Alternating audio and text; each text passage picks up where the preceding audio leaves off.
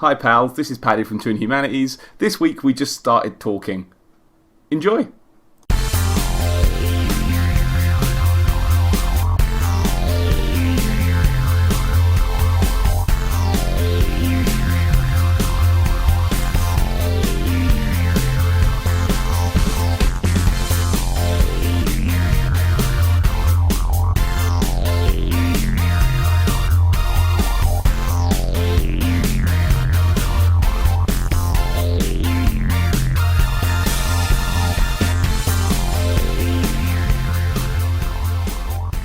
Yeah, so I've had a rubbish day at work, which has culminated with me coming home and going, what do I have in the cupboard? Like, Tesco was about a 5-minute walk down the road. I was like, no, I'm just going to go home. And so I got some posh pasta in when I got back. I was like, I can have that. And I've got some sauce left. I can have that. But I've been... Before I smother it in all of the cheese, as they call it in the restaurant profession. They do. I've been into shops where they say all of the cheese. You go, yes. All of the cheese, and they're like, I'm sorry, sir, we're selling jumpers. I've been sort of frying some mushrooms and some onions and stuff, which has been dead nice, but I didn't have that. So I was like, what can I use? So I grilled 5 fish fingers. Right. I cut them into like... I cut them not lengthwise, but kind of upwards. So there was like upwise, about 49 bits, right? And then hid those under the cheese, and I could tell how knackered I was because I started eating my dinner. I was like, "What's under here?" Completely forgot they were there. To be honest, it might as well have been Peter Serafinovich's fabled mystery meat. Because I had no idea what was there, but it's filled the hole. And then I realised I got half a block of mint aero, and so went through that. That wasn't in the pasta as well, was it? It may as well have been. It is in my belly now. But to say up until then, I'd had like a banana this morning. I had cornflakes for lunch. Then I had a banana later on in the afternoon, and now I've just eaten all of the food. I'm not quite sure this podcast is going, so. Hence, I thought, let's just switch on, because I am feeling quite snippy. I was even having an argument with myself as to what coffee I was going to have, because even though it is 9 o'clock at night, I was trying to decide whether I wanted something light and fruity and energetic, or as to whether I wanted the espresso roast, which is what I've gone for, which is kind of dark and brooding with kind of a pillowy marshmallow quality to it. So the devil's cushion is what I'm leaning into. I like the idea if you just stood in the kitchen, standing on one side of the table going, well, I fancy this coffee because it has a pillowy taste, and then walking around the table, picking up the other one, and go, this one is far more summery, though. And just bickering with yourself, like you're playing ping pong with yourself or something. I walk over to near the kettle, and the coffee that I've got, it's like looking at the fucking Justice League. I go, right, am I going to go Columbia Norino, or am I going to go for Veranda, which was the other one, which I thought had actually been phased out of the range, but for some reason we could order it this week, and it's amazing. I've gone with espresso roast today. I've also got Guatemala Antigua, which I've mentioned on the show before. Truly the Hawkman of coffee. Yeah, Ethiopia. I've got Ethiopia. I've kind of fallen in love with that again. We have a reverend that comes into the work, and he normally just gets like a filter coffee, but he was saying that Verona, which is a coffee I haven't had in a while and didn't really click with me massively when I did, says Verona is amazing with Caramac. So I was like, great excuse to get some Caramac, but yeah, I'm up for trying that, because I do like pairing foods and coffee together, because I am a bit of a nerd like that. But yeah, I went back in to check on the coffee after saying to you, I'm just making a brew, and I was like, I haven't put the cooker on. Nice. So there is. I realise though that it's fine. There is a tradition in this podcast of leaving the room, going away, doing something, coming back, going under the desk, or speaking into a cardboard box. So it'll be fine.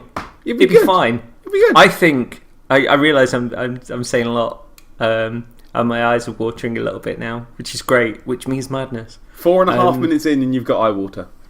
But I gather from one of our previous podcasts that even if this is a fuck up of a start to the new show, we have cachet, we have leverage, because the concept of living room cornflakes blew minds. It spread, didn't it? It blew minds, and I remember one piece of feedback we got was, "Can I do it with Weetabix?" And I was like, science has already been there for you, my friend. Let me tell you, right? Because people go like, "Oh, can you eat?" No, it's force you to eat, isn't it? But never mind. But with Weetabix, like, it's all dependent on the circumference of your bowl, obviously. But I think that 2 Weetabix in a reasonably sized circumference of bowl with milk is perfect for that. If you want more Weetabix, don't put them in there and soak them with too much milk, because the Weetabix on the bottom, obviously you've got to be quick anyway, but the Weetabix on the bottom will just go, and nobody likes that. That lowest strata of Weetabix goes a bit sedimentary, doesn't it?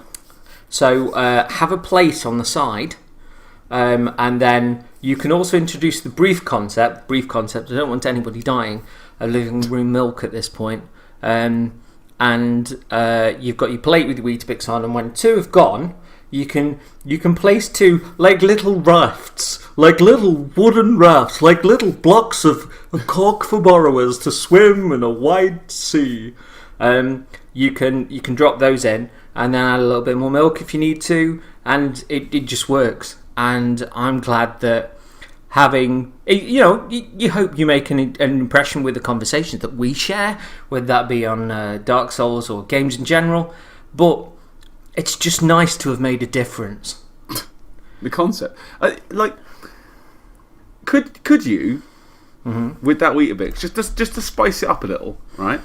Okay, I like the idea of keeping one separate to put in, but I think it probably needs a little bit more like pomp, a little bit more more of an event. You're putting in the final Weetabix, and you're like, "Way!" So could you like set up like a mouse trap, and then have the Weetabix on the end of the little seesaw?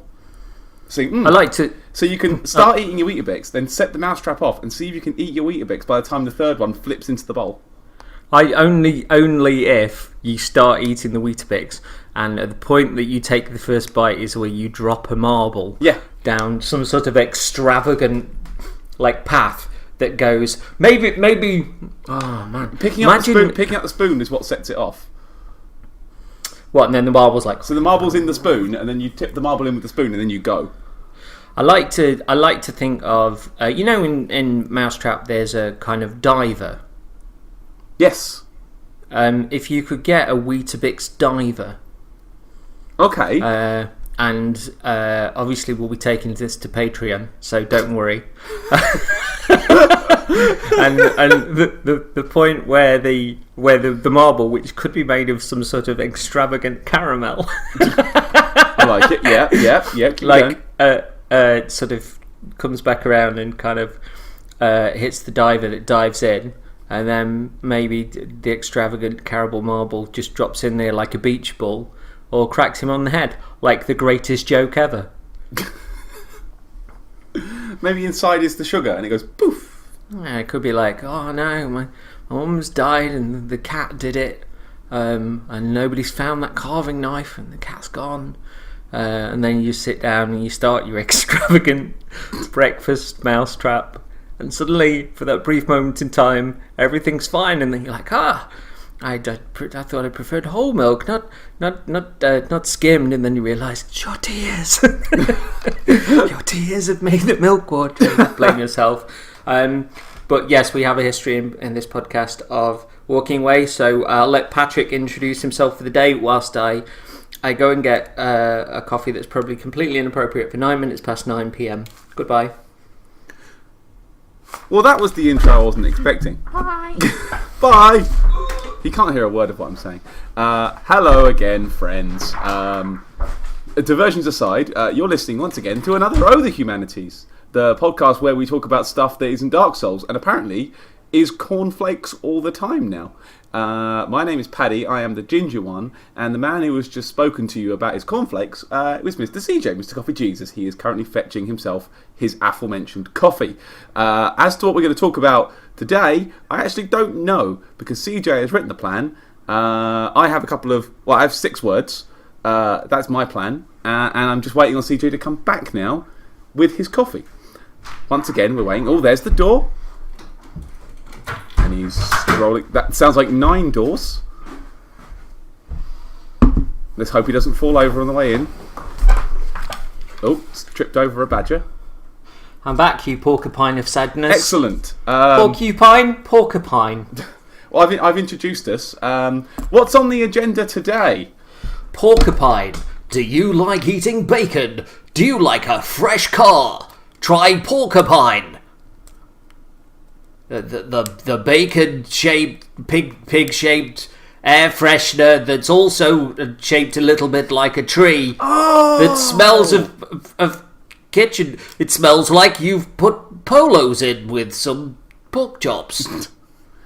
Porcupine on Patreon. Man, we're going to make a lot of money this week, aren't we? I know.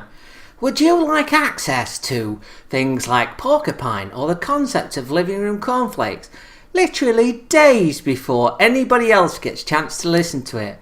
Welcome to our Patreon. Please, have a biscuit. Not that one. You've got to pay £2 a month to have the wafers. We've also got a Porcupine Doctor Who mashup t-shirt available. Yeah. Oh my god, look, Pikachu is Chewbacca and is holding a porcupine. Sherlock is dressed up as a minion. Oh god! Now I'm sad. No, this is taking a dark turn. I'm sad now. No, the t-shirts that fuck me off, because I do have a bee in my bonnet about it. Anything with Heisenberg on now. Like, oh look, Heisenberg is dressed like Mario. Oh look, it's Full Metal Alchemist, but instead of the 2 brothers, it's Heisenberg and the other one. Full Metal Meth Cook.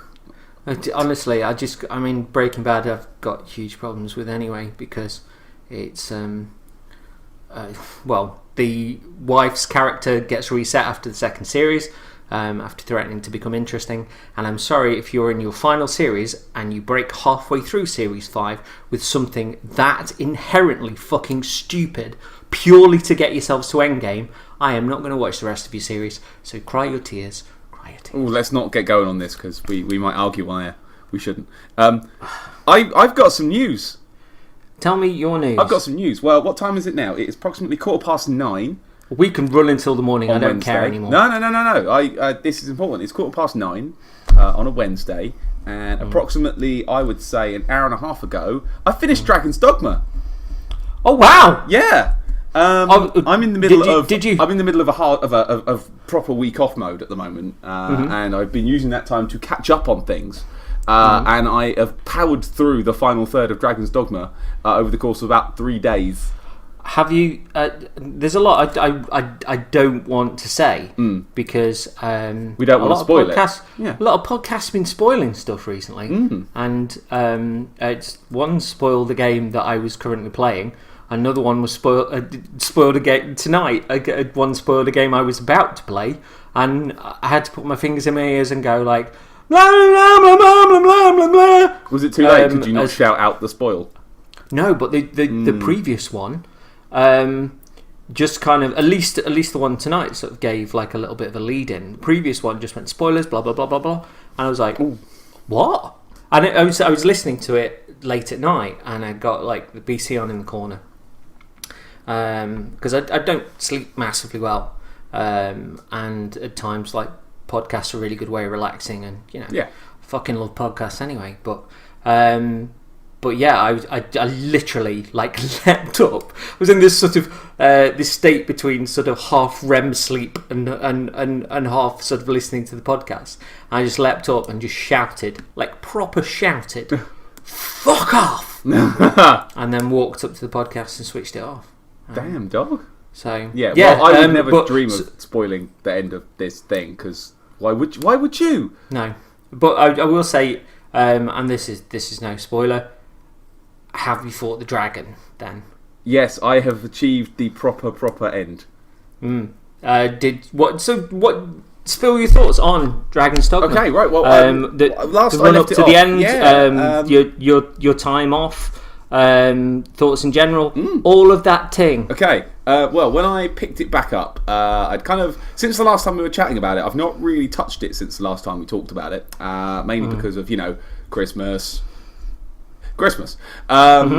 Busy life. Yeah, I think, I'll play this, I'll play that, and you get distracted, don't you? But given the recent news about Dragon's Dogma Online, which I'm sure we'll get to soon. Stay listening, listeners. We'll get there. It is on. We're coming back to that. This don't worry. piece of paper, written in a kind of bronze glitter gel pen. I don't know if it smells of anything. It actually might smell a bit of coffee. I love this pen. Masterworks all. You can't go wrong. Speaking of that, I thought we should have done a Dragon's Dogma podcast and just called it Masterworks All. That would have been great. You can't go wrong. Oh, it would have been amazing. Where were we? Small flowers gather at the base of this tree. So I kicked back off again from, where was I? It's been like 3 days now. I can't remember where I was. I was definitely I was mid the Duke's quests at the time, I think. Doing odds and sods for the Duke. Can I just say, oh my god, this coffee. Please continue. Yourself or the drink? Because I often say, I'm happy wow, now. This paddy's awesome right here. No, I'm rejuvenated and my ears are set to listen. Excellent. Well, I picked it up shortly after, in the middle of the Duke's quests, chatting with the knight Mercedes, the ladies. That rhymed. And with her cool armour and awesome hair. Very good hair and armour. And I was just kind of bollocking about a bit. I've been... my guy is a magic archer. Has been one ever since I could be one. And didn't change once till the end. And I was getting a bit exasperated because I was looking around for a new bow because I'd been using the same one since the very start of when I became a magic archer. Okay. And when you think, am I missing something? Like, I've missed something. Surely I've missed something. I was running around in the game, trying all the shops, seeing if I could find anyone that was going to sell me a different magic bow. But nope, Magian crutches all round. I was like, fuck. Everyone else's weapon, I changed every 30 seconds, My main pawn, Flufflepuff, changes swords like it ain't no thang. But, poor Bockwurst, my main guy, my original... Bockwurst, it's German sausage. Is it? Yeah. Is that... I started this shortly after coming back from honeymoon in Germany. But I had how sausage different... on the mind. How... I'm sure you do. Yeah. Woo! Get you showing off. Do you know there's erotic discount stores in Germany? What, that sold sausage? We didn't go in. I assume they did. What's the difference between bratwurst and brockwurst? Okay, Bockwurst. Bockwurst is... I apologise. You should. Okay, so there's bratwurst and Bockwurst. Bratwurst is like a much meatier. It's more like an actual proper sausage, like a banger but long. Okay. Whereas a Bockwurst is kind of a bit more processed, a bit more like a Frankfurter. Oh my god, that relates to pawns. What? Because the pawns were created to serve you, so a bit more processed. Sort of. Yeah, good link. Yeah, moving backwards. Smooth. I liked it. But nevertheless, 30 seconds after I bitched online that I couldn't find one, I found fucking like 2 within 5 minutes. Okay. Both better, like twats. But I was happy because I could carry on shooting magical arrows from the sky. I rattled through the Duke quest, bowled around, did a couple of the extra ones on the side. Just bonded around, Took my first visit to the Blue Moon Fort, I believe it's called. Which is the one that you can see from the very sort of edge of Gran Soren. If you look out across the sea, you can see like a sort of Roman-looking Colosseum in the distance. And I'd never been. I was like, we're going to go there. Oh, yeah. Fucking... Oh, yeah. Yeah, boy, we're going there. Yeah. So, off I went. And long... Like, the thing about Dragon's Dogma, every trip you go on is long, but in a good way. This is something that I really love about Dragon's Dogma. It's the fact that, you almost feel like you have to steel yourself to go somewhere. God, you do. Like you have to kind of, you have to mentally prepare for it. Not just the length of the journey, but when you're going to start out, what time of the day, whether you're going to go at night time to then try and arrive in the daytime, or are you going to go via a traveller inn kind of place, that sort of thing? Do you have enough Habsburg juice? I mean, there's the thing that it feels like you have to puff out your chest and like steady your shoulders before you go on a journey. And if that journey is somewhere that you've been before, obviously you're readying yourself for the best path to go on. And it's amazing how much of this land is actually memorable. Like the way the ground and like the coast, the forest, how everything intermingles and is scattered, and the placement of the enemies are very, very considered. And I know many folks were saying, "Oh, I wish the enemies were a bit more random and stuff," but they're very, very. All the positions are wonderfully, wonderfully chosen. But if you're going to somewhere that you've never been to before, that level of passing a place that you've been and then getting to the complete unknown is absolutely fucking terrifying, because you just think there's a real sense of paranoia that you actually, rather than just being able to hit an instant save, you just think you start reading the terrain, you start reading the signs, seeing what's in the distance, and just trying to forge a pathway. It feels like you're there. And that's something I genuinely love about the game. I like the world of Grancis feels more like a place. I didn't need the map by the end. Yeah, barely checked the map. Like I was like, where are we going? Oh, over there. Right, I know where that is. Off we went. Because this was a criticism of Dark Souls 2, where people said that you can imagine, even when you're not playing in Dark Souls, like where you go, and like your way through the various levels and stuff, but. In Dark Souls 2, that connectivity isn't always as memorable, but there is something wonderful about Grancis in, I don't know, just how it's a place filled with so much character and such fucking wonderful design. All of the clothes are amazing. Oh my god! Like I have spent far too much of my eventual 34 hours. In Dragon's Dogma, just picking the fanciest clothes. My guy, right? I went and found the forger in Gran Soren, the guy that makes the forgeries and sells the weird shit. Yeah. I swear to God, I bought a fancy jewelled mask. No, that's fine. Yeah. There were other items that were more, useful. That would have been better serving. This made me look like a big stupid bird superhero. You see, this I know this is always important for you to have the levels of things that you could. Were you going for lampoon within this, or did it just look so wonderfully bizarre, but noble? You know when you see something, like, I am going to look like a bitchin' super disco god. Yes, you know when you see, like, when you're just flicking away through your selection, like, oh, that's cool, and then you see something and your jaw just goes, oh, yep, that's it. Because at the time I was also wearing a cape that had kind of like bird feathers on the edges of it as well. Oh, sort of I've seen that cape. Shoulder feathers. I was like, ooh, that looks good. And obviously this is set off by the fuzzy boots and hot pants. Which I'd been wearing since the very start of the game, short pants and fuzzy boots, and I will only change my leg armour when I find better fuzzy boots, and have only been changing with better fuzzy boots. So my guy has been an Ugg boot wearing, hot pant wearing bird superhero for the most part of the game. Sounds like a sexy man. It is glorious. I've been taking so many pictures. Could you imagine, just as like a brief aside, can you imagine in the modern day if the world was ending and the second coming of Christ arrived or whatever, and instead of being like this wonderfully coiffured bearded man with sort of long hair and a peaceful look in his eyes, he was just somebody wearing a disco mask and like a fluffy cape and like massive Uggs, couple of boots, big fuzzy ones. Yeah, suddenly there's an upsurge of religion. News at 10.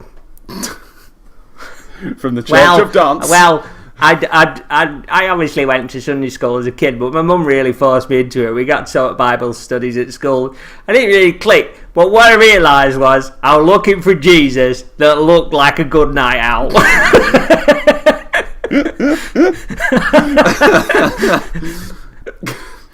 No better Jesus than Party Jesus. No, this is good. Because he can make wine wherever you want, and you can just get crunk. Sausage party genius. Jesus, even this is my like sleep in a wonderful coffee. Great, speak. I love it. But I'm excited to know more about dragons. Okay. So rattle through really quickly. A lot of the escort quests, I kind of ignored those because I don't really get on very well with those. I would find that my charge would generally die as soon as we were outside of the sight of the walls. And it's like, again, and then just go back. I had about 3 that I failed, and I just gave up after a while. Mainly because those motherfucking griffins keep attacking.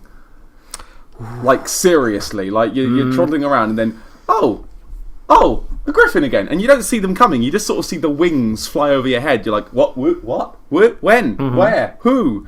And the pawn shouts, "There, master, a griffin!" You're like, fuck this again. And then when you turn around, your follower is dead. You're like, oh, piss. But no, I loved just running through it, and just like every now and again something would attack that you didn't see. I swear to God, I was walking up in the northern regions up near Hillfigure Knoll. And I was just toddling through the forest, and I was sort of looking back to keep an eye on the pawns, make sure they were following me. And I turned the camera around, and I was possibly 2 feet from a giant cyclops. Oh man, cool! Completely, and just panicked and went, ah! And he was like mid-swing as well. So I took a proper club to the head, and then just ran, just flat ran. I didn't even feel up to fighting at this time. I was like, no. Can I give you a piece of advice about griffins? You might not need it anymore, but Sire, the wings are weak to fire. Oh, God. Do you know? Here's a tip about saurians. Right? You should strike the tail. yeah, I heard that. Yeah, you should strike the tail, and then when you find some more, then what you do when you find your next batch is very helpfully the pawns were telling me you should strike the tail. And then about 5 minutes later they found some more, and they issued another tip, which was to strike the tail. Yeah, but Dude, I get it. The interesting thing is with saurians, they do quite like to bunch together and face forward at you. And there's some places in the early parts of Dragon's Dogma where you're in, like when you go underground In the little cave in the well from Cassidy. Yeah, they like to bunch forward so you can't get near. And I don't mind the pawns chatter. I've never minded the pawns chatter. Oh, I always find it amusing. It's just kind of like, yeah, we know. I know. When you fought nothing but saurians for the last 10 minutes, you're like, What is your favourite piece of pawn chatter? oh. While I quite like the I've come to feel more at home when the capital is near. That's good. My favourite is something like, look, sire, flowers gather at the base of the tree like burdened children. Oh, that's kind of cute. I love that. It's really poetic. But the one I remember is always going to be strike the tail. Because I've heard that so many times. And that when I think pawn language, I think strike the tail. But a lot of it depends on the pitch of voice that the pawn has been given. Because I can say that, the look, sire, flowers gather at the base of the tree like burdened children. But when you hear it as, look, sire, flowers gather at the base of the tree like burdened children. it sort of gives it a bit of a, oh, you what now? Yeah, which is why strike the tail worked for mine, because my guy's got quite a sort of a aggressive kind of voice. And it works. Like, whereas you hear some of the sort of deeper voice ones, there, master, strike the tail. It's like a chunky Canadian doing English, but whilst being slightly pulled back through time. But what I've also been doing is taking is going through the pawn rift, and whenever I'm hitting about 10% of the level that I'm at, is taking a pawn from my friends list. With me, because I'll always take friends' pawns first. Always. I think I might know where you're going with this. No, it's not that. I was never sufficiently leveled enough to bring Optimus with me. I wouldn't let myself. I couldn't. I was only like I finished the game at around level 55. Really? And I was never even close to within level range of your 83 Optimus Prime. He's around that, yeah. Yeah, he's a chunky motherfucker. He is, but I was never there. Like, I was never even close, and I couldn't bring myself to kind of take that because I thought I might overbalance it a bit. And having my main pawn as being a big sword user anyway, I thought, no, I can't. Yeah, I can see that. Yeah, I didn't want to imbalance the game. Had I been level 80 odd when I got you, I assumed that I had a bit more game to go. Like, I didn't think I'd be finishing it at the point I was. I thought, nah, there's level 80 pawns. It must be going on for a while. And it's clearly that you and the other 2 or 3 people that had level 80 pawns had played a lot more of the game than others had. Or had taken longer to get there than others had. Or are just fucking obsessed with the minutiae of doing everything. That too. But the kind of the mindset I've kind of had on me for the last couple of days is, yeah, let's go on it. And like, I've really enjoyed watching the plot unfold as well. Like I've done a lot of the main story missions the last few days, and it's been a proper sort of roller coaster. I have done what looks like the ending, and then being as vague as I possibly can here. Oh my god! Yeah, I think that is the perfect thing to say, because I don't know that I've ever seen a game do that. No, I was talking to Laura on the way out to our lovely pie dinner this evening, and the only one I can think of that's ever done something like that. Careful. Ooh, I panicked, like proper panicked. And that panic is what propelled me through the rest of the game. Okay. I didn't spend as long in the post event. You see, this is why this is why people in podcasts do go like, right, spoilers. We are going to talk about this. Okay, now. There was an incident outside of Grand Soren, and I just bolted, and that progressed me through.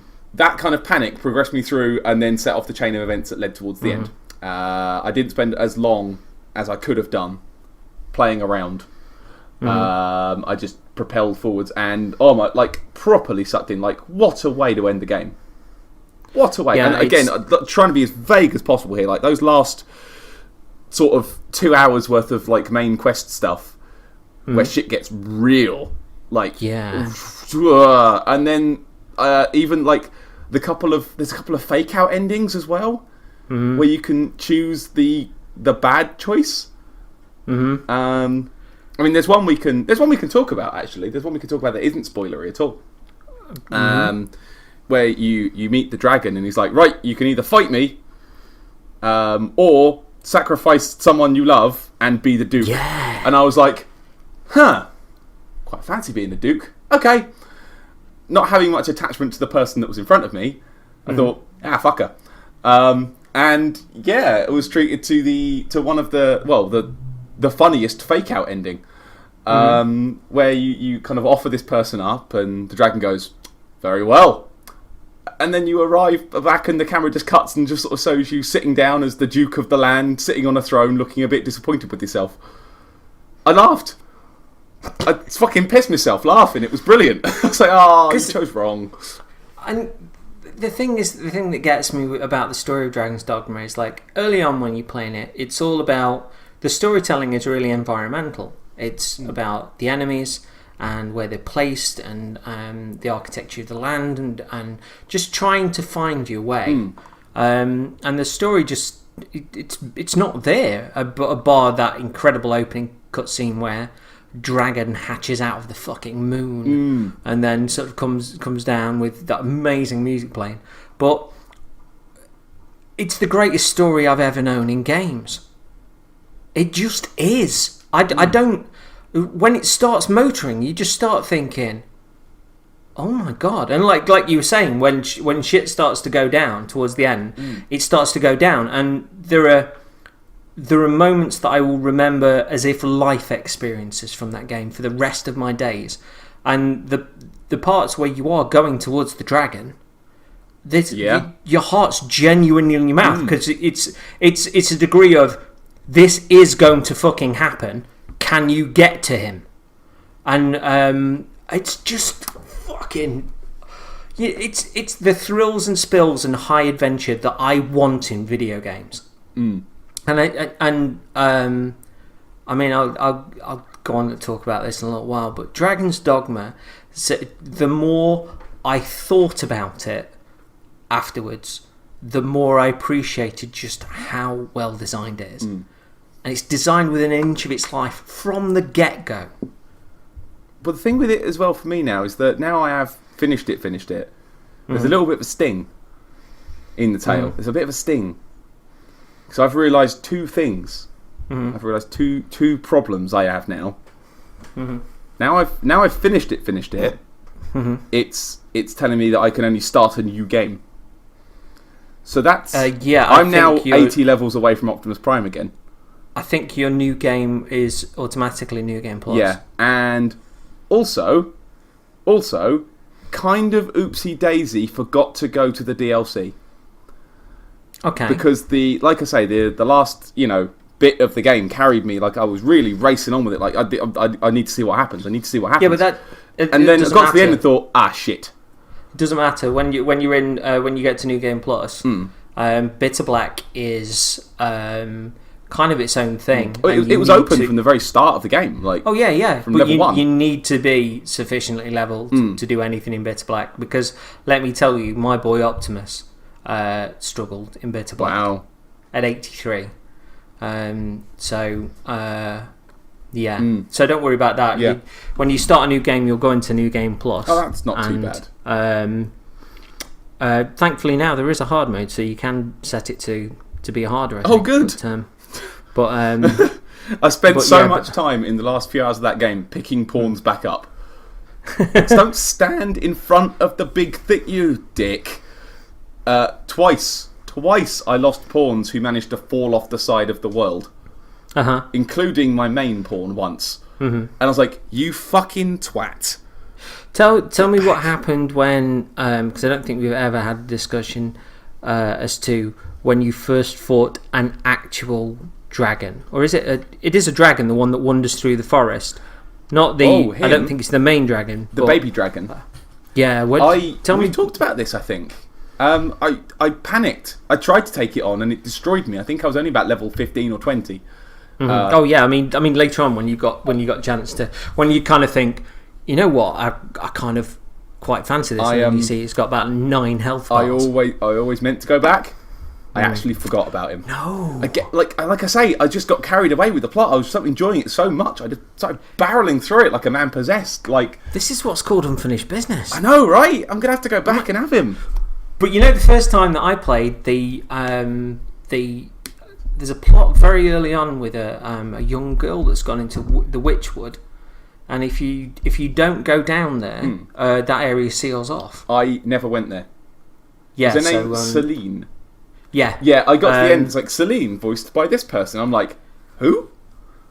Yeah, because I think there's some quests that are timed, and I think that threw a lot of people out. Where it's like, what? So if I don't do it, like, time actually passes. It's like it actually does. There's one with Fornival that does the same thing, isn't it?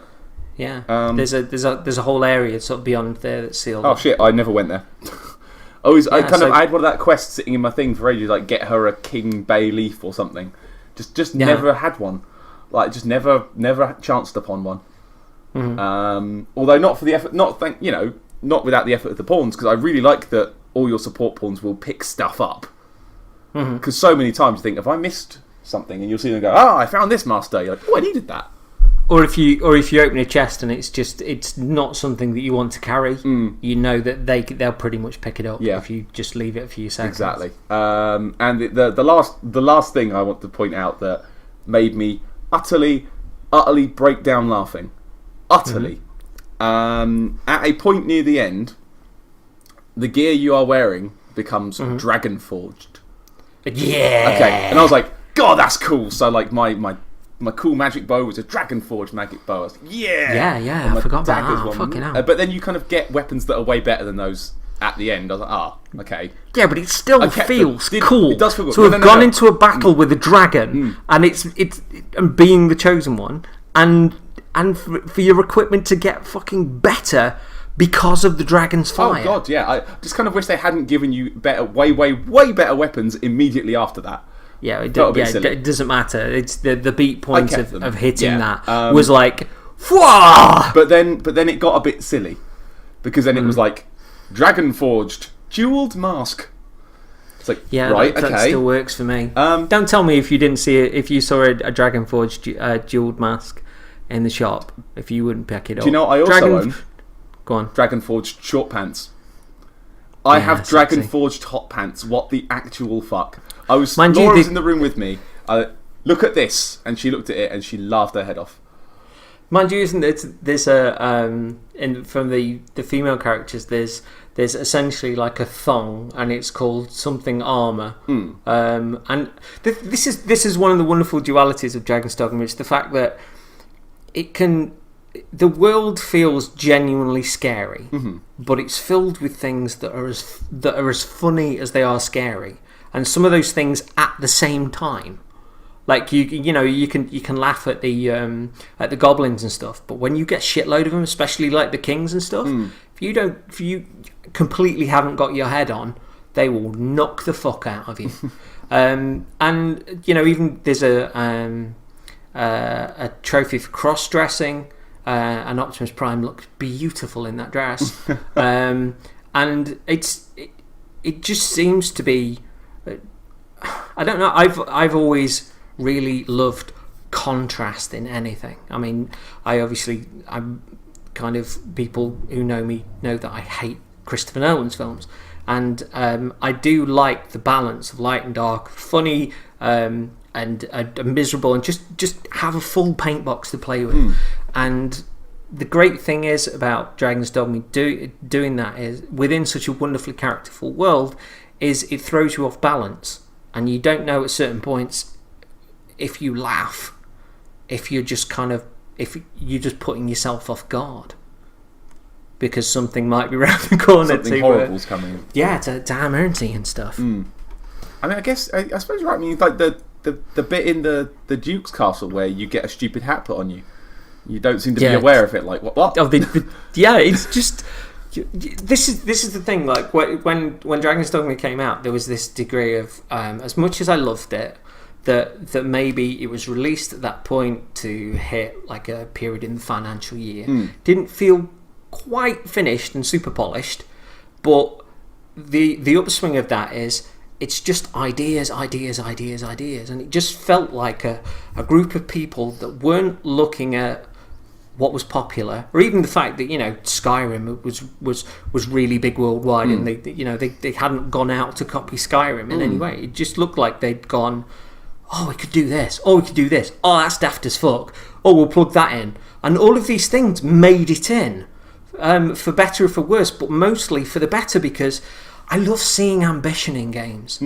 And like I say, it comes back to that world, and it is designed within an inch of its life. And I think it's a fucking masterpiece, and I just wish Capcom valued it more. Well, that's segues nicely. Because we get to find out if the sleeper hit, as it were, has that dedicated fan base, because there's another game coming, isn't there? Yes, we meeting our friends in Japan only. Well, that'll never stick. Well, we'll get it. We will get. Okay, we're talking about Dragon's Dogma Online for those of you not keeping up.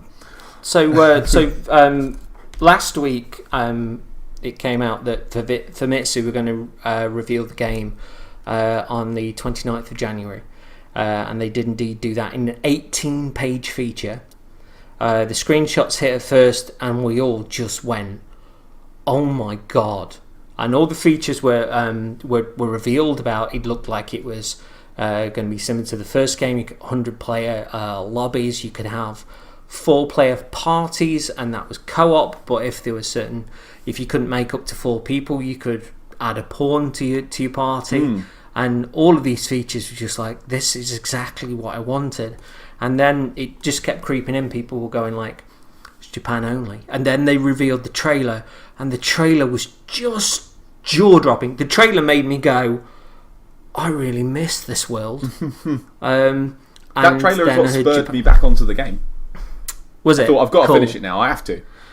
Well, I there was one morning I woke up and we got somebody mentioned Japan only again, and they brought Neil Gortz into the conversation. Neil Gortz is the community manager for Capcom UK, and he says there is no bigger fan of Dragon's Dogma than me. Nobody wants Dragon's Dogma 2 more than me. He says, but it's not coming over. And so he says, I keep knocking on the door, I keep rolling with the punches, and I'm going to keep on going. And I said, well, is the reason that it's not coming over here because maybe Deep Down has been created like more for a Western audience? And he said that isn't coming over here either. What? Yep. What? But we want those games. Well, I thought with with Deep Down being shown in the PlayStation reveals, the Western PlayStation reveals for the PS4. Yeah, we saw that. That was for us. That was a given. So I don't know if there's been a change of heart on that, because everything's gone like super quiet on that front. I haven't heard anything like Deep Down in months. But I know it's set in 2194, but that's about it.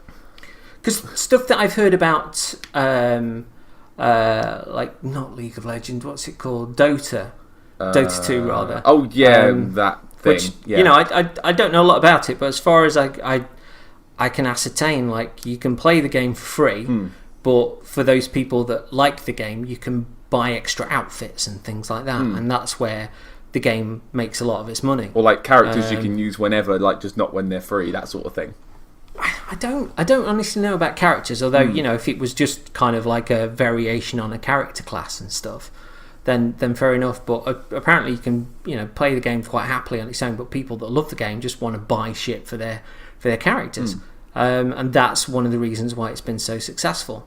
And I know Dragon's Dogma Online was mentioned to be free to play, and which is initially worrisome. Well, I mean, nobody's really done free to play on consoles properly, and if they did it with that supposed Dota model in mind, that you could play the game as much as you want, but you've seen the fashions in Dragon's Dogma.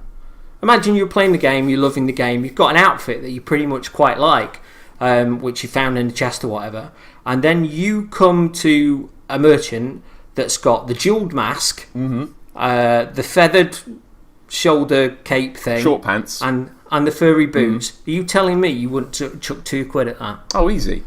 Yeah, this is what I mean. If that's what I wear. And if the game, if the game holds up, if the game's actually fun, and the mechanics make their way over without them being, ruined, then yeah, why not? I mean, because that's what I wonder when it's kind of being brought not to a new format, but it's kind of being adapted into a sort of online type game. So I don't know. I tried what was it, Final Fantasy 14 when the beta for that was going around. Okay, yeah. I got on with it to a point, but it definitely wasn't your mum's Final Fantasy. But I don't want to play a subscription every month. Yeah, but I mean, like the way the actual game played, it didn't feel like a Final Fantasy. Yeah, I'm kind of watching the videos of DDO, which is what we're calling it now, DDO.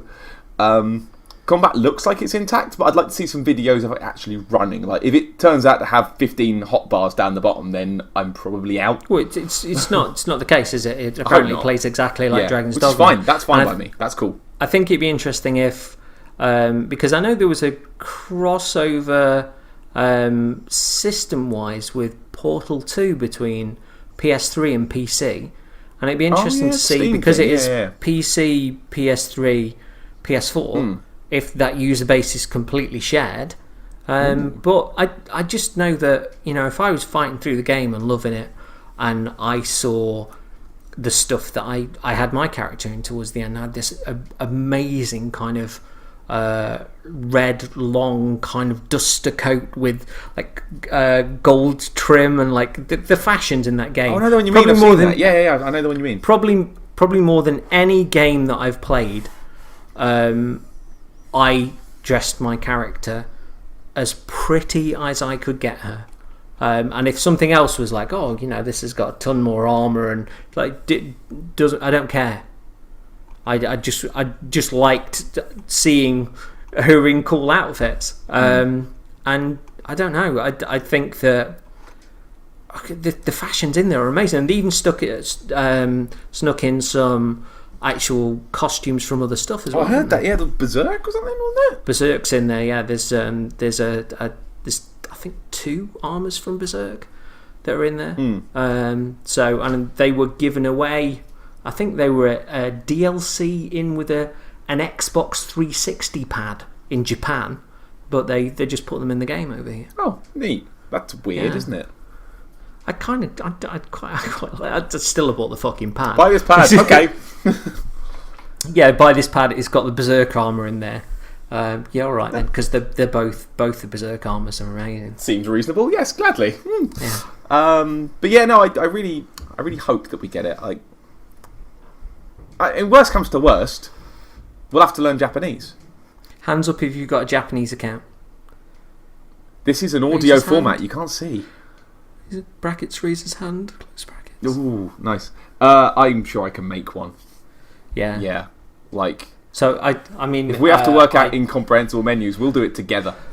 Yeah. To be honest, as soon as that game goes up and in Japan, I'd imagine there will probably be a Reddit or a GAF with translations on the options within no time. But Capcom are doing really, really weird stuff with this. They're not giving us Dragon's Dogma Online. I was hoping for a special edition of Monster Hunter 4, which America's got that we haven't. But we are getting Resident Evil Revelations 2. That is true. A game that literally nobody asked for and is apparently wank. Isn't it episodic as well? Which could work for Resi, but I don't know. It's got Barry in it, and you know how cool Barry is. I've been playing Resident Evil 1 on my Vita. Barry's cool. I've always liked Barry. But this is not another Rebecca fucking Chambers game, eh? Hey, steady. So yeah, if anyone's listening who can make it happen, please give us Dragon's Dogma Online. In roughly English would do. We take it in American. Well, I mean, because I don't know about you, but when I load up my computer, when I set up Windows on my computer, it says, "Would you like to use American English?" I'm like, "Yeah." American, fuck off. Just bring it to us. Just give it. I mean, I don't know how difficult it is to do. How difficult it will be to do the translation. If you need to get sort of the voice actors in to do it, if that's the case, just subtitle it. I'm not really arsed about the Western dialogue. I just want to play it, and just give us the chance to join the Japanese servers, please. Just give us voice chat, and we can just run around shouting "Strike the tail." Could you imagine if you spoke it into like a headset, and then your pawn would say it? Oh my god! It would be the equivalent of like the gestures in Monster Hunter or Dark Souls, but you just said it instead. Because then your party members would say, "We need to sit down in the chair. We need to talk about the amount you're saying." You just shut the get fuck people up. just standing in front of each other, going like, "It's weak to ice and fire. It's weak to ice and fire. It's weak to ice and fire. It's weak to ice and fire." But just like stood in front of a tree. Anyway, I in a slight veer off from this, a tributary, another Dragon's Dogma podcast. I've been playing more Dragon Age Inquisition. Oh, I've seen a few of your tweets, and they don't seem all that positive. No, Dragon Age Inquisition can fuck off. Ooh, bold! Give me some reasons why. Shoot. I've been playing. Some outlets Game of the Year. Many people that I respect have given it Game of the Year as well. But I'm playing through it, and like there are these beautiful areas, and like the Storm Coast that I mentioned last time, and there's nothing there. There's absolutely nothing there. It's there's the Jane Silent Bob quote of "What's a nice plate with nothing on it." And that seems to be Dragon Age Inquisition. And I've heard, Joe Scrabbles was saying on Chat Very Good that, just pile on through the story missions. But I kind of, when I've got a game and I've got side missions to do, I quite like to do those things, but none of them held my attention at all. I mentioned before about like there's a dissolving horse that you can seemingly conjure up, but there was one bit where I was going along and I found this massive castle, and I was like, because I really, really wanted to love Dragon Age Inquisition. It was giving me a few Dragon's Dogma vibes, and I was like, I really want to fall in love with this game. And every time I'd kind of relax into it sort of late at night and gave it time, but every time I thought it was going to step up to the plate, it didn't. And there was one point where I reached this massive castle, and just like tons and tons of these like zombie-like creatures are coming at me. I was like, finally, something's gonna fucking happen. The shit is gonna hit the fan. And they started running out, and one of my characters went, "It's no good. We should run past them." And I was like, "All right then." And I just carried on like fighting them, and then just heard, "It's no good. We should run past." Oh, all right then. Yeah. And I ran past them, and they literally stopped generating. There were no more of them inside this castle, and actually beyond them, beyond the gates, there was maybe 5 blokes. Right. And I just went, what? And this went on to like another area as well, where I found an even bigger like castle, like absolutely motherfucking huge, and I was like, right, great. And there were more. No, that's a different story. There was barely anybody inside there again, and there was one place that I arrived at a new area where I didn't fight a human character. I didn't actually see anything that I could physically fight for over an hour. Right. And when I did find a place with people in it, I'd fought more bears outside of the place than people in it. That seems a very odd bear to human ratio. All right, and you've got, you're this chosen one, and you've got these rifts to close, and the rifts are like these big sort of green cracks in the sky. And what happens is you arrive, the rift spits out loads of enemies, but if you walk back too far, all the enemies disappear. So you go towards, and then the rift spits out all these enemies. You fight the enemies off a bit, and there is a degree of strategy in this. But just so you can get close to the rift, and then you hit A. Then the rift cracks a little bit, then more enemies come out, but most of the time you can get around those enemies. Press A again, and the rift sealed. So it's kind of like a 2-wave horde mode, but you press A every now and again. It's just... I wouldn't say it's even a horde mode. I mean, could you just like walk away from the rift and then they stop spawning? So technically, problem solved. Well, the rift still stays there. Yeah, but there's no enemies coming out of it. They do disappear.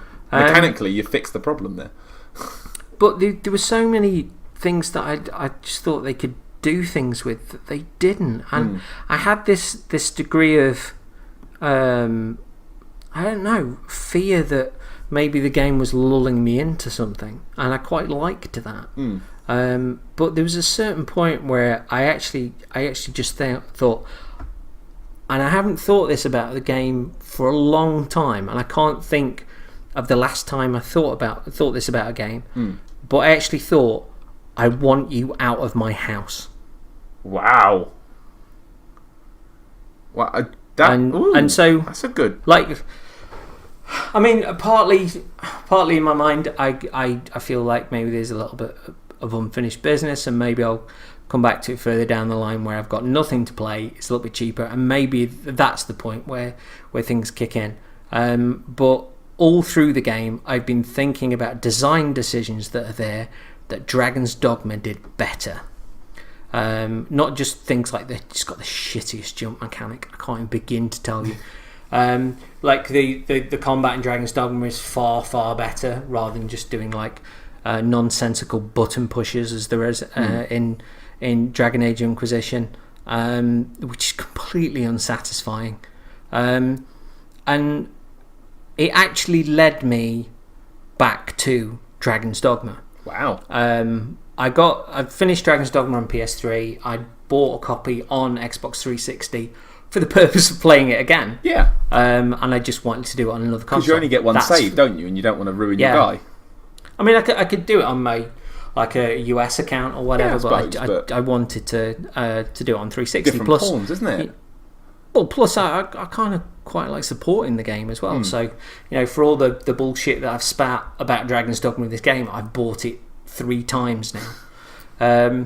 And I put it on, and just from the instance I was back there, there was so much character in the world, rather than sort of wandering around in endless, just fucking boring ways like Dragon Age Inquisition, waiting to see a dot on the horizon that may or may not be a human being, is probably a bear. From that very first village, you can go down into the caverns and fight sort of the Saurians that are down there. You can leave the village and you see the goblins to the left. You've got a little bit further on, you've got the first lots of the bandits. You've got the beach down to your right.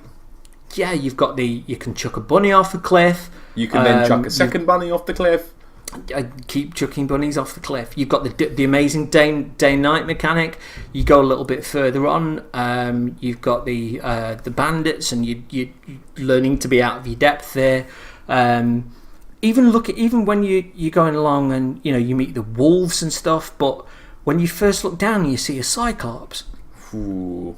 And you're like, and the cool thing is that if you're talking about storytelling to the side, you've got the harpies that are just bathing in the water next to it, and it's not bothered, and they're not bothered by the Cyclops, and I was like, oh, that's awesome. And then the little things like when you do attack it, where it tries to grab you from the back, and it will try to sit down, how it gets enraged if you shoot it in the eye, and it can almost be more dangerous in that way. The ones that you get later on, which are wearing a helmet, and if you're stabbing them on the back of the neck, they'll try and pull you off and like pull the helmet off.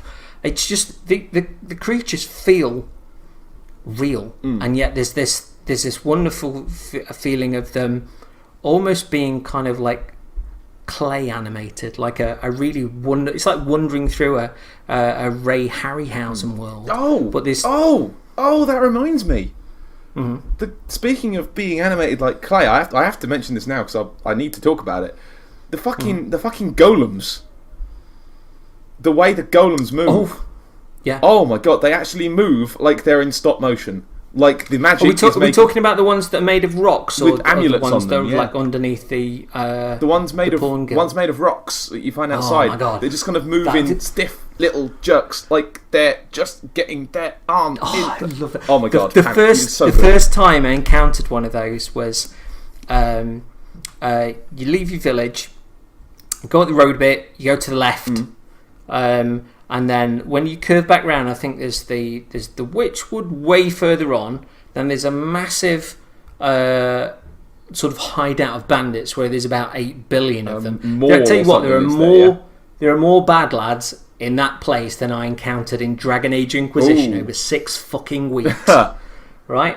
But if you go a little further on than that, like following kind of the line round, if you will, I was going there late at night, and it was I'd barely got lamplight to go round, and I was pretty much lost. Wonderfully so. And when you get that great knot in your stomach, and then I saw a rock just unfurl, and I just went, and I caught my breath, and I was like, "You're out in the middle of nowhere. It's the middle of the night. It's an unknown enemy. That's really cool." but it just felt like, oh, this is going to happen. It's like the wrestle is on. Yeah. But just that mixture of feeling lost and alone and scared and excited, and when you finish even one of those battles, it feels like what a boss battle would be in any other game. Even like the stuff when you fight the creatures underground, kind of like the hairy... The trolls? The ones that go for the trolls, women? Yeah. Oh my god. They're terrifying. Absolutely terrifying. I met 2 of those outside by where the church is in the north. At night. It was around the same area where I did the infamous shoot the magical flare into the middle of the forest. Oh god, a million zombies. near that incident, and you go around and there's fucking 2 of them. Like, one had been a problem to that point. It's like, oh my god. Because it's that degree of like, I'm running away, I'm finding a place that you're not coming to, and I'm going to a different place this was entirely. at night.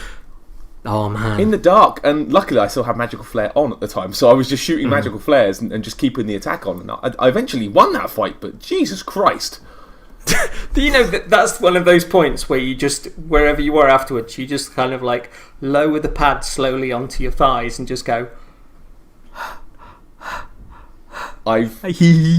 During the last couple of hours of the game, Laura had to tell me to stop shouting because I was getting a tad agitated. Oh, that's awesome. Yeah, there were a couple of moments, again, shutting up because spoilers, but there were a couple of moments where I was actually going, at the screen, like a twat.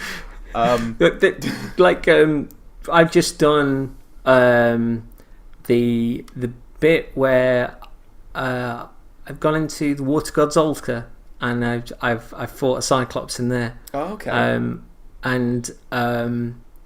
Because that's something else Dragon Age Inquisition doesn't do. It misses the rule that if you see a waterfall, you should be able to walk through it, and there should be an area that you can wander into. Well, that's just like part of architecture. That's how they make waterfalls in the real world. But yeah, in the Water God's altar, I went into there, and it was the first time I remembered that when I saw like this blur wandering towards me initially, I was like, oh yeah, I did fight a Cyclops in here. But there was a part when I was fighting at this time where I thought I killed it. I was like, there's another health bar. Because you've got like the dots and the dots, and then when the dots have gone, you've still got a final health bar to go. And I had a huge battle with those, and kind of I'd set up a brand new Optimus Prime for this game, and I got a couple of other pawns and stuff, and it was a proper fight. And again, it was another one of those things that underlined to me that it's a far better game. So if you are pondering getting Dragon Age Inquisition, I'd say put the money towards anything else, and just pick up Dragon's Dogma. Is going for about £6 to £10 now. Buy Dragon's Dogma and buy yourself a few pizzas. Yeah, treat yourself. Get your ear done. Get some scran down your neck. You scruffy bastard. Yeah, you could do with some food. So what else have you been playing this last couple of weeks then? I have, like, the weird thing is with that Dragon Age Inquisition stuff, it's actually sent me spiralling into something called game apathy. You know, what when is it called? because I've game apathy. Oh, this is a thing, not an actual game you're telling me about. No. Okay, no, I was trying to think. I've not not heard of that. Is that an indie? Is that on mobile? Yeah, I didn't really phrase that particularly well. I'm with you. Continue. But I mean, I put 6 odd weeks into that game for what? And when you kind of look at the games that you've got, and I'll say this bar one title, right, which has been my salvation before today, I guess. But when you look at your games and you go, I can't be asked to play any of you. I just don't want to I resent you. And it's not your fault, it's not you, it's me. Yeah. I have that sometimes. You get to that point and you look at what you've got and you think, I can't be bollocked with any of it. Obviously I had a bit of a revolution in September where I just got rid of 3/4 of my games collection didn't you? Yeah, to get the new consoles. The purge. And I don't regret that in the slightest. And I kind of looking at loads of the games that I've just not played and just thinking, I've got a big 2 weeks coming up in March. I might just fuck all of you off, and then if I want to play you at a later point I can do, because there's games like Alien Isolation and stuff that I've not really been that fussed with. And also I've looked at my 3DS and I've thought about getting rid of it, so because I've never really, I don't play a lot of handheld stuff anyway, but I've never really clicked with it at all. And I think that if I did get rid of it, the only game I'd miss is Attack of the Friday Monsters, which is just a masterpiece. And bizarrely enough was on my mind when I started Brothers: A Tale of Two Sons the other day, right. and got about 10 minutes in and I was like, oh, fuck off. No. Yeah. No, it's not see, long to play it, dude. You see, it may well be God. because I'm getting older and my heart has died. But the emotional start, I was like, that looks a bit shit, and I just didn't click with the stuff that I played. And I realised this is the point where this is the point where people are going like, fuck it, to the shops, Dragon Age Inquisition, buy 3 copies. That fucker knows nothing. But yeah, it didn't, because it's free on Games with Gold on 360. It is. But I didn't click with anything that I played of it, like the art style or anything. And that sent me thinking of Attack of the Variety Monsters on 3DS, which was a very beautiful, characterful game, sort of set in 70s, in a small village in 70s era Japan, with these young kids and their lives. And there's a film company that make Godzilla v Mega Man type things, and the kids sit on the hill and watch what they think of these battles going on, but you don't know if it's just their imaginations and they're just looking into the smog. And it's such a beautiful game, and yeah, it sent me back thinking to that. So maybe I'm just wistful and kind of, it's not like it used to be when I was lad. But I think you just got to get your head in the right place. Like, I mean, I haven't sat down and really properly hard gamed like I have the last 2 or 3 days in ages. Yeah, because I get home like it's been after work. You get home, you're knackered. You're like, I can't be bothered, and you just smack on Netflix or put something like Dark Souls, something easy like Dark Souls on, and enjoy, and kick back. I say that because I just like to make a new guy and try something out for a couple of hours and then close it.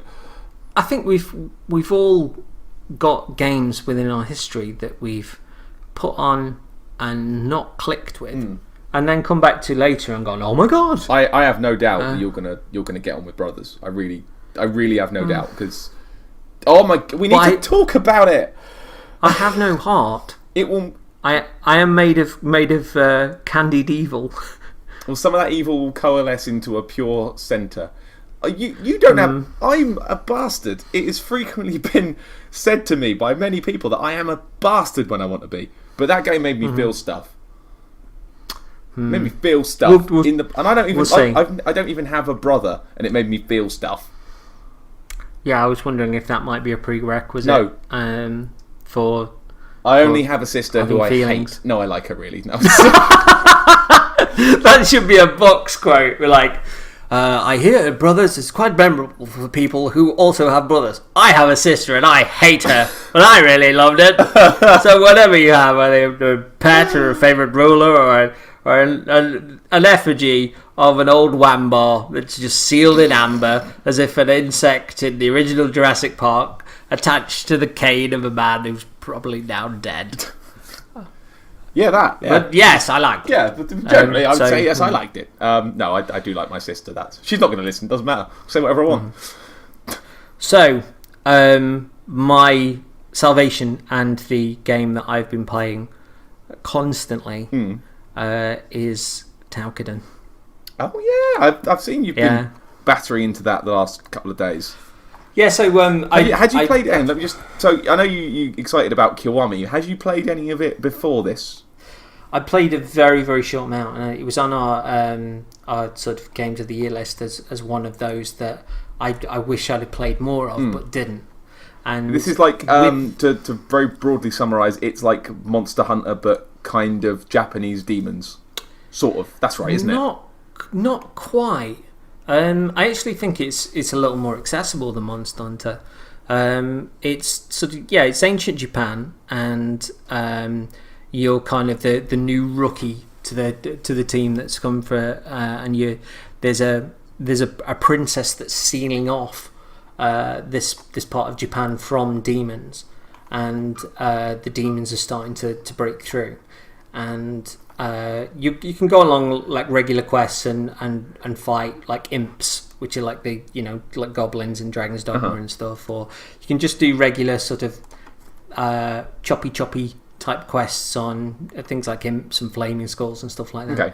But you get bosses, and the bosses are, as you'd imagine, the equivalent of Monster Hunter bosses are, but you if you press in the bottom right hand corner of the screen, the screen will go sort of blue and purple. Everything just kind of blurs into a strange view, and you'll see the creature, and you'll see it will distinguish between sort of like the arms, legs, face, like if it's got horns or whatever, and stuff like that. And the more you attack certain areas, when you then go to this button, it will show you how weak they are. And when you've kind of gotten them down to a point where they shatter, the creature will still, say if you go for like the right hand leg of a creature, the creature will still be standing, but when you're seeing it in the regular way, there'll be like a ghostly version of its leg where it's standing. Okay. And the one that you've taken off will be on the floor.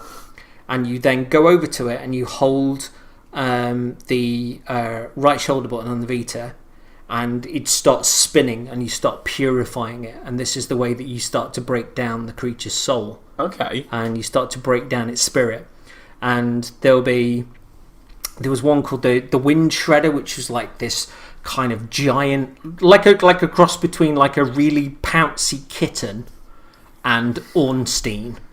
Let's be fair, is a pouncy kitten. A bit of a pouncy kitten, yeah. But this thing was like all over the shop and like really, really quick. And there was a certain point within the fight where the creature actually mutated. And so it grew like these massive, like handlebar, like horns that like stretched on, and it got this really cool evolution. There was this giant spider thing afterwards, which is just horrible and spat out like smaller ones. There was one which was almost like a big, fat, tall, like apish version of the gaping dragon from Dark Souls, where its tummy became kind of a thing, a mouth. Okay. And the whole thing is an absolute fucking joy to play. The combat, rather than being as considered maybe as Monster Hunters, is much, much faster. It's kind of almost kind of, well, it's to be honest, as a perfect touchstone, Dragon's Dogma. Because I'm using the dual blades on it, and it just plays like Strider does. But you've got some interesting things that you can do. Like you've got your regular attacks, or chopping forward. You've got one where your character will jump up in the air and kind of stab forward, like because I'm playing with dual knives, will stab forward. But you can also use that if you're standing in front of a creature to smash those knives into its face and pull yourself up even higher. Nice. So, and one of the characters also got like a spin attack within like this particular character class. And so there were certain points yesterday where I was jumping at this creature. I think I might have had like another Wind Shredder, but I was jumping at its face, like stabbing it in the face. It was going to swipe at me, but I was then stabbing again and jumping up above its fist, and then spinning down like some sort of bladed spinning top and smacking into its face again. Ooh. And then doing the twin knives forward again and jumping up higher off its face. And it's just fantastic. And you're not on your own either. You've got 3 AI partners will go with you in battle, and there's about 12 different weapon classes that you can use. And one of the other ones that I played previously was one where you've got these massive gauntlets on, and you can obviously punch with the gauntlets and stuff, but you can put them together in front of you, and when the creature tries to swipe you will come. These things are like wearing fucking boilers as gloves. You put them together in front of your face, and when the creature strikes it, you just get all of the energy of their strike, and then you can punch it back at them. Nice. Sounds mental. Loads and loads of character classes, from massive like balls on chains to spears.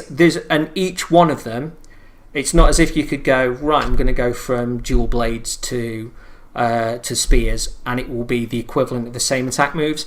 everyone has a completely different set of attack patterns and bonuses.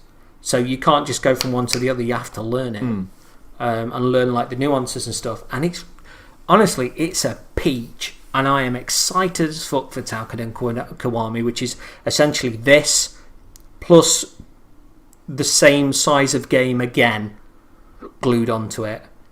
And I genuinely can't wait to play it on my telly because, I've said before, I'm not really one for handheld gaming and stuff, but it's really been the first time since I've had the Vita where I've gone, I'm out of charge. And have then wandered over to plug the Vita in, and it's been like, I really should go to bed and stuff, and sort of curl up, and I'm thinking about Toukiden, and that's a keeper of a game, and I can't wait to play. There's a full set of online campaigns and stuff where people can replace the AI. I need that so bad. Sounds like it's made of you. It's just awesome. Just think kind of Dragon's Dogma like combat on Monster Hunter with demons in Edo era Japan, and chopping bits off them. It's nothing better than Edo era Japan. It's fucking cool. But I know. I started playing it to kind of get a bit of a feel for Kiwami when it was coming out. I think Gadget Girl Kylie's been back on it as well to sort of. Because I think your save actually carries over. It's not only cross save on Toukiden Kiwami, but I think your Toukiden save actually can be used by Toukiden Kiwami as well, which is really cool. But yeah, it's just really special, and it's another one of those that it's a little bit of a hidden gem for the Vita. Well, it deserves to be played, sir. Go for it. Deserves its place, were you saying? No, it deserves to be played. Played. Sorry, I thought you said place. Yeah. No, it sounds fun. It's like those kind of games aren't really my bag, but it sounds fun. I think we have quite different tastes, don't we? I mean, I can run my Vita battery out on Spelunky very easily, and have done several times. Yeah, and it's not my bag. Yeah, those roguey games on the Vita, they forget about it. Well, I'm looking forward to chowing into that very, very, very soon, actually. But yeah, hopefully that makes it a decent conversation between us, because we generally don't really play the same games, do we? With a couple of notable exceptions. Well, you tend to play games that I've recommended about 3 years after I've recommended them to you. Yep. Which also hopefully makes for a decent listen when it's down. I've been playing this game. You might have. It's called Dark Souls. Have you heard of it? Stop, because I've actually within the gamer apathy, I actually put Dark Souls 2 back on today, but loaded up my NG Plus save. Oh, okay. Happiness Incorporated. Just loved it, and this kind of, we'll go into this a little bit more on the new Twin Humanities, but part of the gamer apathy that I've got from looking at those games and just going just get out of my house, is I've been watching a lot of Twitch, and I'm kind of envious for these people that just know Dark Souls 2, all that sort of stuff inside out.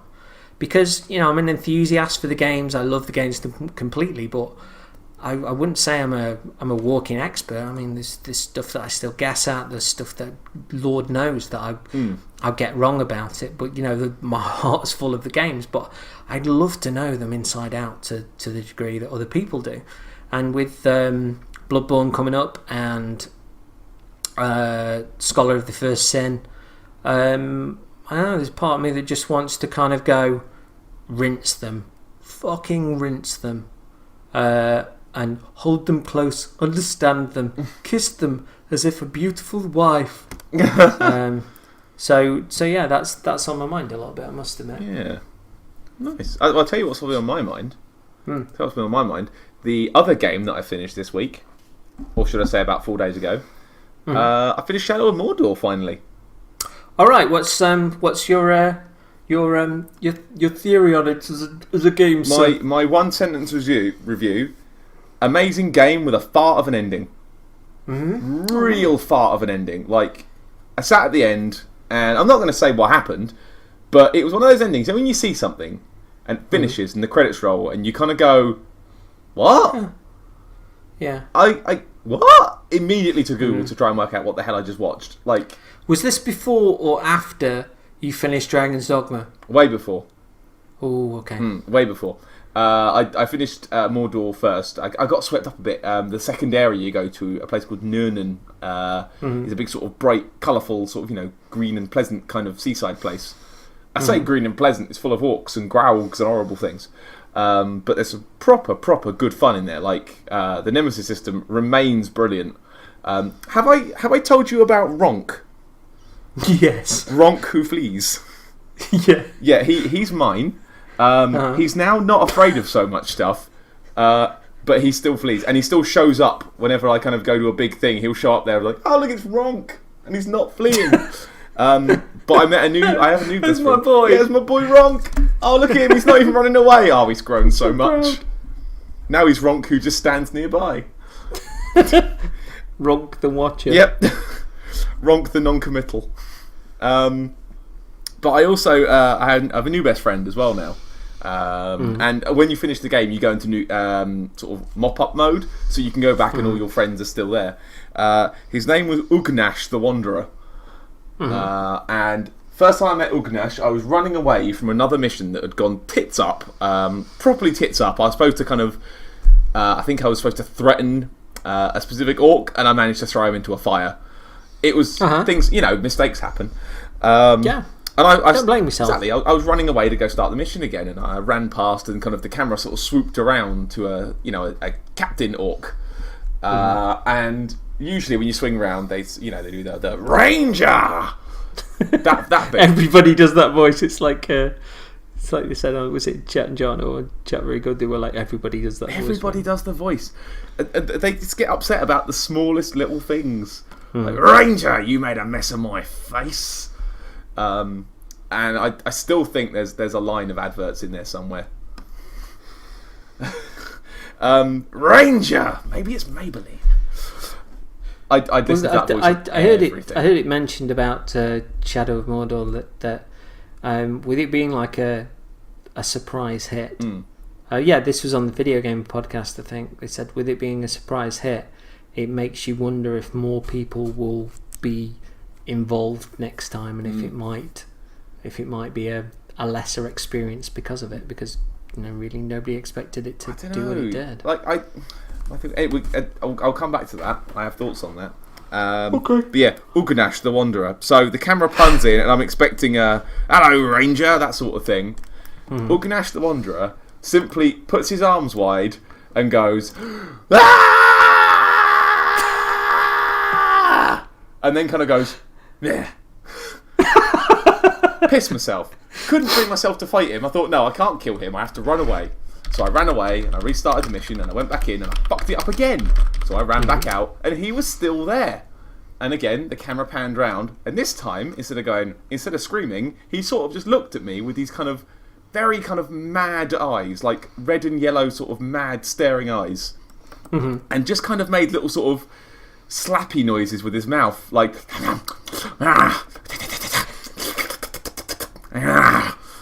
again, pissed myself laughing. I had to run away again, and I can't bring myself to fight him because his intros are too funny. And he keeps doing it. He hasn't said a word. He has never said a word. Even when I ran in and sort of tried to, lock swords with him, he still just kind of went sucking spit through his teeth, and his mouth's really well animated as well, like properly well done little bit of animation there. I've seen like a Uber friend of the show, Timur Hussain, has a YouTube channel, and there's a variety of views on things like God Hand and Chat Very Good episodes and stuff. The second highest video on his channel is a Street Fighter 5 gameplay mechanics analysis, which is just over 4,500 views, right? So Timur did, as a joke, a 15-second clip of one of the orcs from Middle Earth who just knocked his teeth together. It was just like, yeah, and stuff like that. Right, this, considering Street Fighter V gameplay mechanics analysis, had 4,500 views. How many views do you think this 15-second clip has had from Shadow of Mordor? I'm going to guess quite a few more. Is it double? Right, I'll lay this out. So 4,572 views for Street Fighter V. Wait, let me just count this on gameplay. my fingers. 1 second. Okay, yeah, 4,500, right? So you're saying about 9,000 for this? Yeah, for this other throw a one. number out there. That really wouldn't be. It'd still be a bit crazy for a 15-second clip, But not ridiculous. But no, the clip has had almost 70,000 views. What? Just the That's not clicking his madness. teeth together. Yeah, and he's just like going. It's just, but it's awesome. Also, so I'll chuck it you on Twitter in a bit. But it is awesome. Oh man, that sounds great. It could be the same personality that my Ushnak's got then, because he's done teeth clacking, so it could be the same orc personality. Well, let's see what it's called. Oh, it's Mormog Deathblade Ooh, is his name. it's a good name. Let me have a look. What do you got? He just goes like, and then like, Yeah, that sounds like my guy. It sounds like my Yeah. Ushnak. it's awesome. I'm at the point now where I'm making so many friends.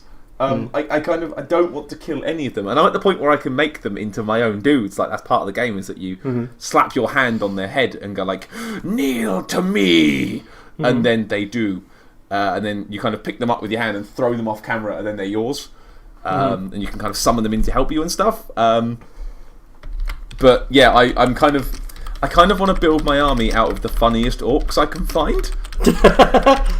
Like, there's one that was singing. I found a singer one who I've not seen since, and I assume I might have killed him by accident. There's a rhymers as well who will sit there and literally do poetry at you when you're meeting them. Oh, awesome. Oh, there's the ranger. Oh, he's in danger. Like, they'll just really bad rhymes, but they're quite funny. Because I watched the stream of it when the Pixel on Twitch was doing a stream of it, and it was a far prettier and far more colourful game than I gave it credit for. She was playing it on PC, but still, I kind of thought it would be a little more dour to look at than the stuff that I saw. No, it's quite colourful in places, and the Wraith World stuff is super fun. Like, you just literally hit L1 and you go into Wraith mode, and if you're playing it on a PS4, your controller changes colour when you do that. Sweet. The little light in the 'Cause back. Love the little light in the back. Because the plan was to delve into it when Assassin's Creed Unity was finished, but I kind of think that a fantasy game before Bloodborne and Dark Souls 2 Scholar of the First Sin at this point would either mean that one of those might get ignored a little bit, and I'm not really ready for that to be Bloodborne or Dark Souls 2. Because you can get too much fantasy. You can. I mean, that's probably why I've decided to pound on and get through what I've got at the moment, so I can palate cleanse a little bit before the big shit comes in. Plus, Game are doing a thing whereby if you build up rather than taking your stuff in and just getting it done in store, if you build up the games that you're going to trade in, they give you online and build up like a little note that you can then save off. They'll give you a quid extra for each game. Decent. Yeah, which is pretty cool. So that's why I'm thinking of clearing a lot of the decks, maybe with one or two exceptions. Ooh. Well, I would do that, but I can't sell my games. They're mine. I just can't do it. But yeah. See, I've got no heart, so that's fine. It's true. You're an empty pit. You're black as the blackest coffee. Speaking of pit, I bought Drive Club. What? Did you not know? No. Oh God, yeah, you did. I forgot. How is it? But Drive Club. It's great. Yeah, really. I'm not sure if I want to keep it, just because I might just get swamped up in this apathy thing. But I picked it up for £15, which is mental. Reasonably priced. And obviously for a lot of us folks that are picking it up now, we're not having to suffer through the delays and the broken aspects. The fact that you couldn't join a Drive club. Yeah, I mean... Or like the crew, where you couldn't join a crew. Well, there's a lot of people that have been talking about it, that, you know, like the lads from Midnight Resistance, Robert Florence, the Bitsocket lads have now picked it up as well. I think one of the gaffs from You Died's playing it as well. And it one of the gaffs. It doesn't drive in any way like I thought it was going to. Because I played Forza Horizon 2, the demo of that, and absolutely loved it. And, you know, I was getting my burnout on. It just felt heavy, like a heavy burnout, I guess, and just felt really natural and really wonderful going around the corners. But this, I mean, I've heard it pitched as kind of one of the early Gran Turismos meets Ridge Racer, which is one of the things that kind of pricked my ears up a little bit. But the driving, rather than it being, you know, leaning into sort of big power slides and stuff like that, it seems to be about more about braking and then attacking with the speed. Okay. And it takes a little while to get your head around it, but once you do, you just feel amazing. Like if you get like a pack of cars together, and, you know, normally you might just career around the corner and like holding into that skid and then into the straight again. A lot of this is kind of, if you see like a break in the road, knowing when you might say brake to the left and then attacking into the space that you've created by hitting that brake early, and not just like not a power slide brake, but an actual firm brake, like and then sort of darting above the pack like that. And there was an 8 gig patch when I first booted it up. Yeah, that's the weather one, wasn't it? It's the weather, the Japanese tracks, the fixes, all that kind of gubbins. But it lets you play. It doesn't let you join or form a drive club at that point, but it lets you play the missions while that's going through. And the early game, I was like, I'm shit at this. But there's this real compulsion of, again, and that's an early PlayStation kind of kick where you're like, yep, let's go, like, you know, or even an old arcade thing like put another 10p, like fire away. And I think on the initial one you had 3 stars to attain. One was appearing in the top 3, one was breaking a certain time limit, I forget what the third one was. And I think like my second game I ended up getting like going from like 9th out of 10 to like 5th, I think it was. And I was like, fuck, I think I'm getting my head around this. And I hadn't got my head around it, but I got the inkling that I might be able to get my head around it. Your head was getting to the place where it might go around it. And there was just, I started driving, like forgetting the things that I'd known with driving games previously. And I'm not talking about, you know, head up your arse like driving games like Gran Turismos or you proper Forzas, but the things that I'd been taught in the arcade driving games, which more or less race the same these days. But as soon as I started figuring out that brake and attack mentality, I started moving up the pack, and it felt really good. It felt like I was being sneaky. It felt like there was a degree of stealth where kind of you just saw like cars going around the corner, and because I maybe attacked the corner, then braked, and then like turned, and then bam, like straight into the next bit around the other side, that I was thinking up strategies, not just right, I'll career around this corner, or I'll try and take the corner a bit early. It was this break attack all the way through, and I ended up finishing in the top 3, but it wasn't good enough for me. I had to finish first because I felt I could do it. And this was all in the space of a night, and I just thought, this is really good. And I wouldn't say I've hit any of the weather stuff yet. The early levels that I've played have been kind of irregular. It is colourful. It's very, very pretty, but worth £15.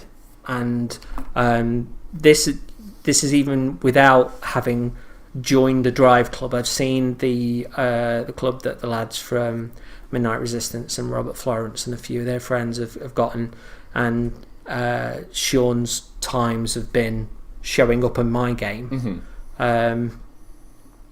But yeah, I'm without knowing how it broadens specifically. When you've got that, I can imagine if you're racing against your friends' times and you're racing against them like Parsay and stuff, the game opens up again. But £15, mate, is stunning. It's not a bad deal.